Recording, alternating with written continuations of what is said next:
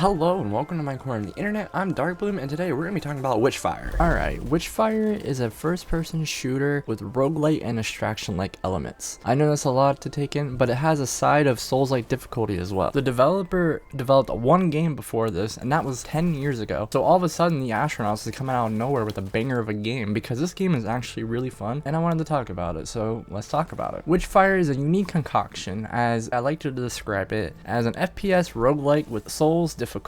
Basically, a single player hunt showdown. I'm just gonna be real. It feels like single player hunt showdown minus a janky movement. The game also has extraction elements, which is a really nice touch, and I'll tell you why here in a second. The gameplay loop is actually really fun but simple. You drop it on a map, you run around the map, killing enemies, doing events throughout the map, trying to progress through the objective, and extracting without dying. If you die, you lose all your Witchfire, which is this game's souls basically. And yeah, your general goal is to collect Witchfire, discover the mysteries of the maps, and extract safely. Once extracted back in the hub world, you can reap your rewards.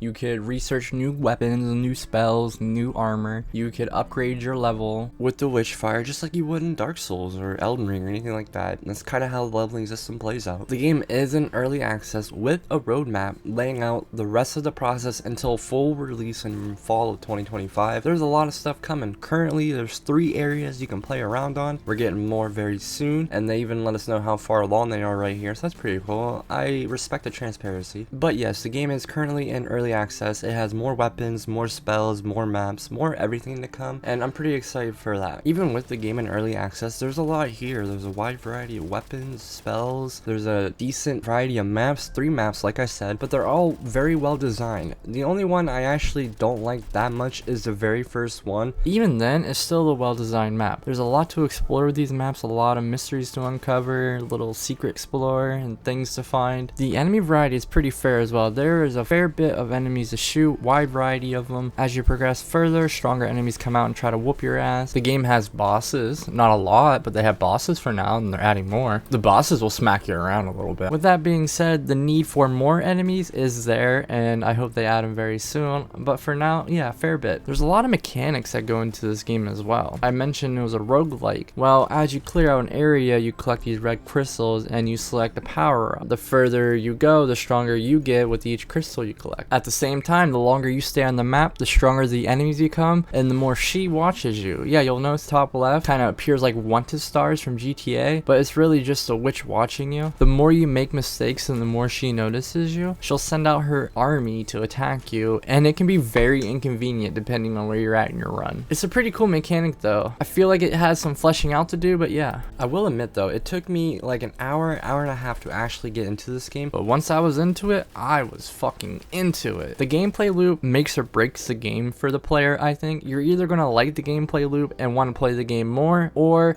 you're not going to like it and the game's not going to have much for you, because the entire game revolves around the gameplay loop and keeping you into it with wanting to unlock more items and progress further and discover more about the maps. If that doesn't really hook you, the game's probably not going to be for you. Thankfully, Steam has a pretty nice return policy. You're going to know whether or not you like this game within the first 2 hours, so that's always a plus. It took a minute for me to get into it, but once I was into it, and once I kind of started to understand everything, man, this game is really fucking cool. Now let's talk about something I hate, and that is the gatekeeper mechanic in this game. You'll come across these things called gatekeepers, and they literally just block your path. You have to destroy the energy source from the front and back, and I just fucking hate them. They need to be removed or reworked. That's pretty much all I hate about this game. The overall gameplay, feel, and gunplay of Witchfire is very smooth.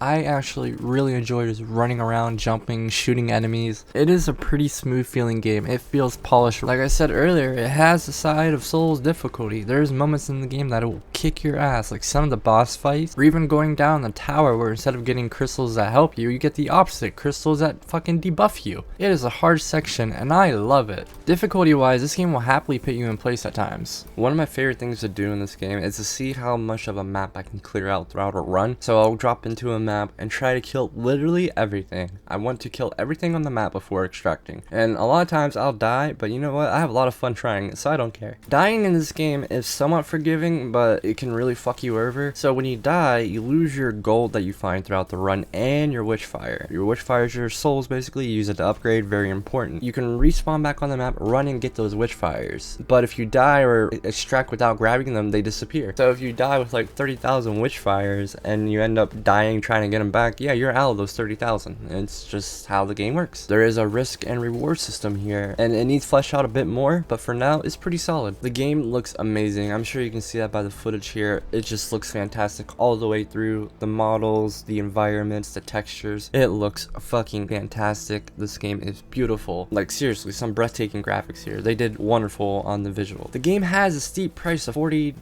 though. $40 plus tax. And while I feel like I got my money's worth, I can definitely see some people not getting their money's worth right now with the content in the game, and that's understandable. But let me just say that for what is in the game and the price point, you could still have put a lot of hours into this game and get your money's worth. But I do understand $40 is kind of a lot to ask for an early access game that is halfway done. It's safe to say it's halfway done according to the devs themselves. So yeah, this price is kind of steep. It actually almost turned me off from buying the game, but I bought it anyways, and I'm glad I did. Witchfire isn't entirely a new game. It released on the Epic Game Store a while ago, but you know, it was on the Epic Game Store and I had no fucking interest in going on there and buying it. So once it came out on Steam, which was very recently, I decided to give it a try, and that's where we're at now. The game is on Steam, thankfully. A game like this shouldn't be restricted to the Epic Game Store. This is a fantastic game, and Steam players really deserve to play it, or at least see it and decide whether or not they want to try it. So to sum up the 7-minute video, do I think this game is good, and is it worth it? I think the game is very good. I see the potential, and it looks beautiful. It plays wonderfully, and the gunplay is just addicting. It's fun to run around and shoot enemies. Simple as that. Do I think it's worth the $40 price tag? If you're into this kind of stuff and you're wanting to try something new, yes. I love roguelikes, everything rogue related. I love it. I love the genre. I'm willing to try almost any game with that tag on it. And if you're into that kind of stuff, you're gonna love this game. The gameplay loop is what's gonna hook you. You're either gonna like it or not. You'll know within the 2-hour time window that Steve will give you to refund games. To wrap things up, I think Witchfire is a fantastic game with a lot of cool concepts working for it.